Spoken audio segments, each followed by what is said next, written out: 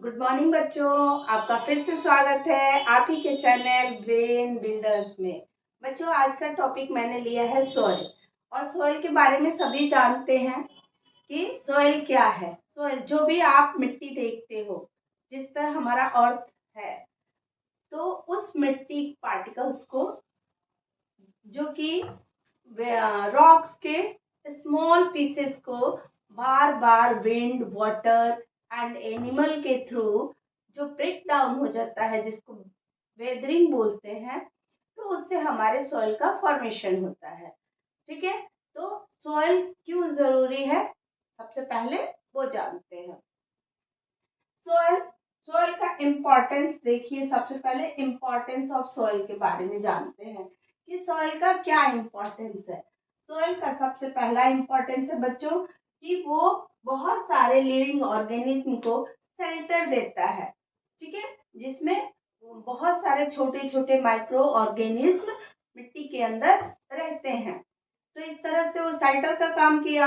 Rabbit, snake, उसके बाद आपका हो गया रैट, ये सब कहाँ रहते हैं? ये सब मिट्टी के अंदर होल बना के रहते हैं। ठीक है, और अर्थवर्म और बहुत सारे छोटे छोटे माइक्रो ऑर्गेनिज्म भी, जिसको हम देख भी नहीं सकते हैं नेक्ड आई से, वो भी हमारे सॉइल के अंदर पाए जाते हैं। ठीक है, तो फर्स्ट पॉइंट हमारा क्या हुआ? Shelter for animals. Second point है बच्चों fertility for plants. Plants plants कैसे बड़े होते हैं? जैसे हमारा ग्रो होता है बच्चों खाना खाकर, तो उसी तरह से प्लांट का जो ग्रो होता है वो सोइल के थ्रू होता है। सोइल अगर नहीं रहेगा तो प्लांट ग्रो नहीं करेगा। ठीक है, उसके बाद हमारा आ गया पॉइंट एग्रीकल्चर। अब छोटे छोटे प्लांट के बारे में। प्लांट प्लांट तो ट्री, हर्ब, सर्व, ये सारे प्लांट हो गए जो कि सॉइल के प्रेजेंट होते हैं। सॉइल से अपना न्यूट्रिएंट लेते हैं और ग्रो करते हैं। उसके बाद अगर बात करें एग्रीकल्चर की, कि अब एग्रीकल्चर क्या है, उसमें भी तो हम प्लांट ही ग्रो करते हैं एग्रीकल्चर में, लेकिन लार्ज स्केल पर जब हम छोटे छोटे प्लांट, जो कि हमारा ग्रेन होता है, जो भी ग्रेन, वो एग्रीकल्चर के अंदर आता है। मतलब कि लार्ज स्केल पे जब कोई प्लांट ग्रो किया जाता है उसको कहते हैं एग्रीकल्चर। वो ग्रेन भी हो सकता है, वो हर्बीवोरियम जिसको बोलते हैं, जिसमें कि प्लांट प्लांट ग्रो किया जाता है। फ्लावरिंग प्लांट हो सकता है, उसके बाद आपका ग्रीनरी प्लांट हो सकता है जिसमें हम अनाज को उगाते हैं, और फ्लावरिंग प्लांट में फूलों का होता है। उसके बाद फ्रूट्स के भी होते हैं, वेजिटेबल्स के भी होते हैं। तो लार्ज स्केल पे जिसकी भी खेती की जाती है उसको हम लोग बोलते हैं एग्रीकल्चर। ठीक है, उसके बाद क्या आया हमारा? ये हो गया importance of soil. Importance of soil के अंदर क्या क्या आ गया कि सॉइल क्यों जरूरी है हमारे लिए, हमारे सरवाइव के लिए। अच्छा, मान लो अगर प्लांट नहीं रहेगा तो हम कैसे सरवाइव करेंगे? नहीं करेंगे, क्योंकि हमें अनाज जो भी मिलता है वो प्लांट से मिलता है। तो इस तरह से सॉइल हमारी लाइफ के लिए बहुत ही इम्पोर्टेंट है। उसके बाद आ गया बच्चों सॉइल की प्रॉपर्टीज, कि सॉइल की प्रॉपर्टी क्या होती है। ठीक है, अब यहाँ पे आपको दिख रहा होगा, लिखा गया है टेक्सचर। पहले से ही मैंने फ्लो चार्ट बना दिया है ताकि टाइम वेस्ट ना हो। यहाँ पे है हमारे पास टेक्सचर। अब टेक्सचर क्या होता है?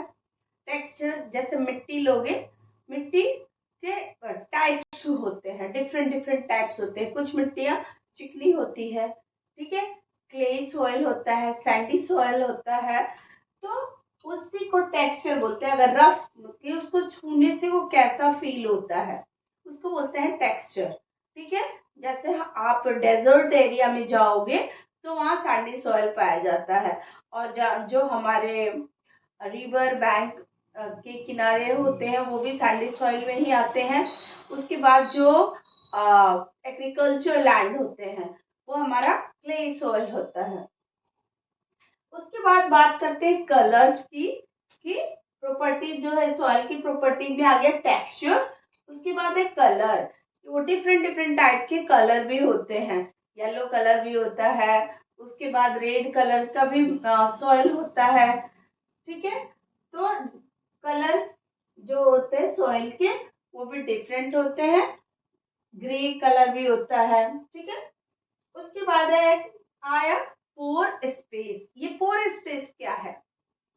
अब एग्जांपल के लिए मैं आपको बता रही हूँ कि आप अपने गमले, 2 गमले लीजिए। ठीक है, 2 गमले में क्या करना है आपको, एक सैंड भरना है, सैंडी सॉइल भरना है, और एक में आपको क्ले सॉइल भरना है। ठीक है, अब ये सैंडी सॉइल कहाँ से आएगा आपके पास? ठीक है, सपोज दैट कि आपके घर के बाहर अगर सैंड होगा, जिससे कि घर बनता है, देखा होगा आप लोगों ने, तो वो सैंड और मिट्टी मिक्स कर देंगे, तो गार्डन वाली मिट्टी और सैंड मिक्स कर दोगे तो वो बन जाएगा सैंडी सॉइल आपका, या रिवर बैंक के किनारे से लाना पड़ेगा। ठीक, और दूसरा सिर्फ गमले वाली, जो पार्क में मिट्टी होता है वो वाली मिट्टी। ठीक है, दोनों मिट्टी को भरना है। फिर क्या करना है इस एक्टिविटी के थ्रू, कि दोनों में पानी डालना है आपको। तो आप देखोगे कि जो सैंडी सॉइल है उस थोड़े से पानी में ही वो गीला हो गया, अब उसको ज्यादा वो पानी एब्जॉर्ब नहीं कर पा रहा है। लेकिन क्ले सॉइल क्या है, पानी को ऑब्जॉर्ब कर लेता है। तो इसको बोलते हैं पोर स्पेस, कि उसके बीच में कितना स्पेस है, वो पानी को कितना ऑब्जॉर्ब करता है, इसको हम लोग बोलते हैं पोर स्पेस। ठीक है, तो ये हमारे क्या थे, प्रॉपर्टीज ऑफ सॉइल था। अब आते हैं एजेंट ऑफ वेदरिंग। ये एजेंट ऑफ वेदरिंग क्या है? ठीक है, सबसे पहले वेदरिंग के बारे में जानेंगे कि वेदरिंग क्या है। जैसे आप लोग न्यूज सुनते होंगे कि लैंडस्लाइडिंग हो जाता है हिली एरिया में। आखिर हमारा ये सॉइल आता कहाँ से है, ये बना कैसे है? ठीक है, तो ये सॉइल बच्चों वेदरिंग से होता है। वेदरिंग में क्या होता है, बड़े बड़े जो पहाड़ होते हैं, चट्टान होते हैं, बारिश के दिनों में टूट जाते हैं, ब्रेक डाउन करते हैं, हैवी रेनफॉल होता है जिससे कि वो ब्रेक डाउन हो जाते हैं। और जब ब्रेक डाउन हो जाते हैं तो फिर छोटे छोटे टुकड़ों में बढ़ जाते हैं। फिर वो नदियों के थ्रू बहते बहते बहते घिसते घिसते वो जो बड़े बड़े टुकड़े होते हैं वो बारीक कण में चेंज हो जाते हैं, और इस तरह से सॉइल का फॉर्मेशन होता है। लेकिन बात है कि ये सॉइल का फॉर्मेशन एक दिन में नहीं होता, कि चट्टान गिरा और सॉइल बन गया, नहीं, इसको बनने में काफी टाइम लगता है। ठीक है, हंड्रेड्स ऑफ ईयर भी लग जाते हैं। तो हमारा इसको बोलते हैं हम लोग वेदरिंग। ठीक है, अब एजेंट क्या है वेदरिंग का? पत्थर कैसे टूटते हैं, विंड, तेज हवा चलेगा जब, तब वेदरिंग हो सकता है, पत्थर के छोटे छोटे टुकड़ों में टूट जाते हैं।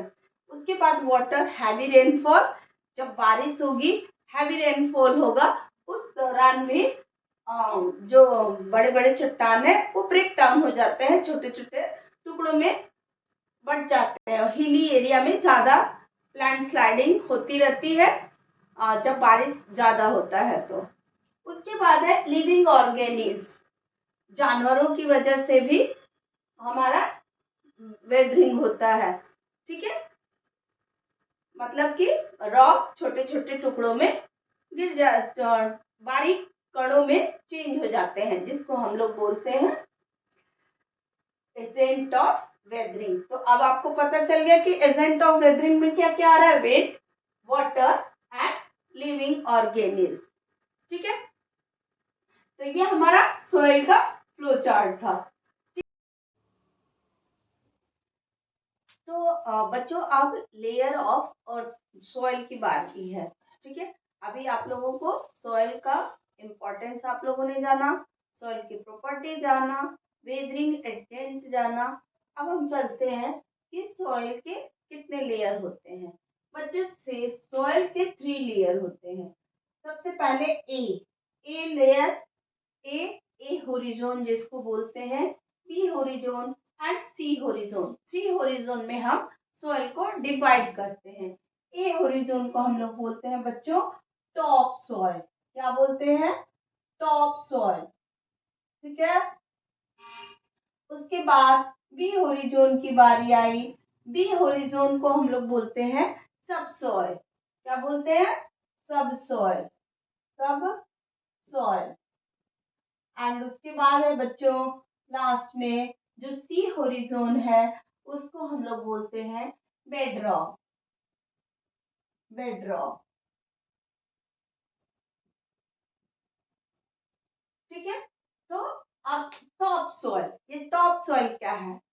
जहां में आपका एग्रीकल्चर होता है, जहां भी हम प्लांट ग्रो कर रहे हैं उसको हम लोग बोलते हैं टॉप सॉइल। और टॉप सॉइल में ही बच्चों ह्यूमस प्रेजेंट होता है। ह्यूमस मतलब कि जो प्लांट को न्यूट्रिएंट देते हैं उसको हम लोग बोलते हैं ह्यूमस। तो टॉप लेयर में ही ये ह्यूमस पाया जाता है जिससे कि प्लांट की ग्रोथ अच्छी हो सके, ठीक है। और जब प्लांट की ग्रोथ अगर नहीं होगी तो क्या होगा? क्या होगा? अनाज नहीं उगेंगे, और अनाज नहीं उगेंगे तो क्या होगा? हमें नहीं मिलेगा और हम सरवाइव नहीं कर पाएंगे। अर्थ पे जितने भी लिविंग ऑर्गेनिज्म है उनको सरवाइव होने के लिए प्लांट की जरूरत है, ठीक है। उसके बाद आ गया अब सब सोइल। जो टॉप लेयर के नीचे वाला लेयर होता है उसको बोलते हैं सब सोइल।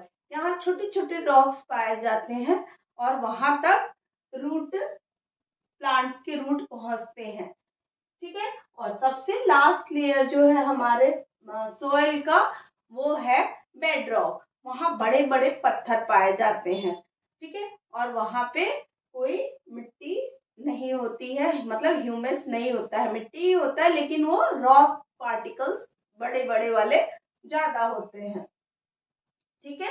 तो इस तरह से सॉइल के कितने लेयर हुए, यही से अब आपको याद हो जाना चाहिए। सॉइल के कितने लेयर होते हैं? 3। कौन कौन से? टॉप सॉइल, सब सॉइल एंड बेडरॉक, ओके। और इस पूरे सिस्टम को, जो आपने सॉइल को 3 पार्ट में डिवाइड किया, इसको हम लोग बोलते हैं सॉइल प्रोफाइल। तो सॉइल प्रोफाइल का डायग्राम एग्जाम में जरूर आएगा, तो आप इसकी प्रैक्टिस जरूर करो, ठीक है बच्चों। अब बारी आई सॉइल इरोजन की, ठीक है। सॉइल इरोजन क्या है? अब जो आप धूल उड़ रहा है, धूल क्यों उड़ता है? फिर हम क्या करते हैं? गर्मी के दिनों में जब धूल उड़ता है तो पानी डाला जाता है ताकि धूल उड़ना कम हो जाए, है ना। तो वो हमारा जो लेयर है, टॉप लेयर है, वो क्या हो रहा है? धीरे धीरे डिक्रीज हो रहा है।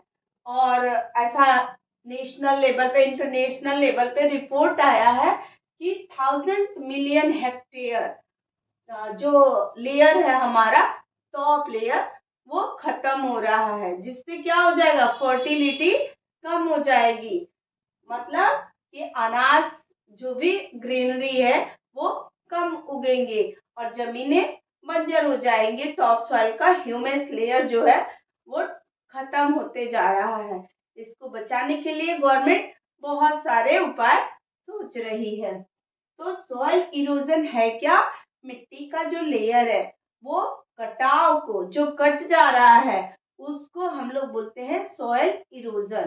तो ये होता कैसे है? जब तेज हवा आएगी मिट्टी का लेयर उड़ेगा, जब ज्यादा बारिश होगी तो मिट्टी का लेयर कट के नदियों में जाएगा, इधर उधर जाएगा। तो जो ऊपरी परत है बेटा वो फर्टाइल होता है, उसमें ह्यूमस प्रेजेंट होता है और वो हमारे लिए बहुत ही इम्पोर्टेंट है। तो सॉइल इरोजन को क्या क्या एजेंट हो गए? सॉइल इरोजन के क्या क्या एजेंट हो गए? क्या क्या बताई? वाटर, विंड, ठीक है। उसके बाद human activities, human activities,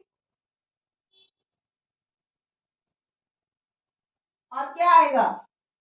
deforestation, ठीक है। और बहुत डिफॉरेस्टेशन और भी एग्जाम्पल है, ठीक है। तो वाटर, हैवी रेनफॉल जो होता है उसकी वजह से मिट्टी कटेगा। विंड, जब तेज हवा आएगी तो मिट्टी का कटाव बढ़ेगा। ह्यूमन एक्टिविटीज, हम कैसे जिम्मेदार हैं? हम जिम्मेदार हैं बच्चों, हमारे घर में क्या चाहिए? फर्नीचर चाहिए, सोफे चाहिए, दरवाजे चाहिए, है ना। तो इससे क्या, इसके लिए कौन जिम्मेदार हुआ? हम और हमारा मॉडर्न युग। ठीक है, तो इसके लिए क्या कर रहे हैं? हम पेड़ों को काट रहे हैं। तो जब हम पेड़ों को काटेंगे तो हमारा जो टॉप लेयर है वो खराब हो जाएगा, मिट्टी का कटाव बढ़ जाएगा। ठीक है, तो ये सॉइल इरोजन हो गया बच्चों। अब क्या है? Soil conservation. अब हमें क्या जरूरत है? जब सॉइल खराब हो रहा है, हमारा मिट्टी का कटाव बढ़ रहा है, तो उसको बंद करने के लिए हमें क्या करना होगा? बताओ। एफॉरेस्टेशन, दैट मीन्स प्लांट, मोर से मोर प्लांट लगाना है। ठीक है, उसके बाद क्या करना है? एम्बैंकमेंट। एम्बैंकमेंट मीन्स क्या हुआ? नदियों का जो किनारा है, जब बारिश होती है तो नदियां के जो किनारे हैं वो पानी से कट जाती हैं, जिससे कि मिट्टी बर्बाद हो जाता है। तो हम नदियों के किनारे बनाएं, एम्बैंकमेंट। उसके बाद है विंड ब्रेकर बना सकते हैं। जहाँ डेजर्ट एरिया है या जहाँ खुले मैदान है, वहाँ विंड ब्रेकर लगाए जाते हैं ताकि हवा को रोका जाए और टॉप सॉइल की जो मिट्टी है वो रुक सके। उसके बाद क्या है कि टेरेस फार्मिंग यूज कर सकते हैं। जो हिली एरिया में लैंड स्लाइडिंग होता है, बारिश ज्यादा होता है, तो उसको स्टेप फार्मिंग भी बोलते हैं। स्टेप बना जाते हैं, सीढ़ी नुमा। हिंदी में क्या बोलते हैं? सीढ़ी नुमा। देखने में लगता है कि सीढ़ियां बनी हुई है हिल स्टेशनों में, हिली एरिया में। तो उस पे खेती करते हैं, तो जिससे कि बारिश का जो पानी होता है रुक रुक के जाता है। इस तरह से हम सॉइल कंजर्व कर सकते हैं, अपनी मिट्टी को बचा सकते हैं। मिट्टी हमारे जीवन में बहुत ही इम्पोर्टेंट रोल रखती है। ठीक है बेटा, तो आपको ये वीडियो कैसा लगा जरूर कमेंट बॉक्स में बताना। ठीक है, और अगर अच्छा लगे आपको वीडियो तो अपने दोस्तों तक शेयर करना, लाइक करना, कमेंट करना और मेरे चैनल को सब्सक्राइब करना। Thank you.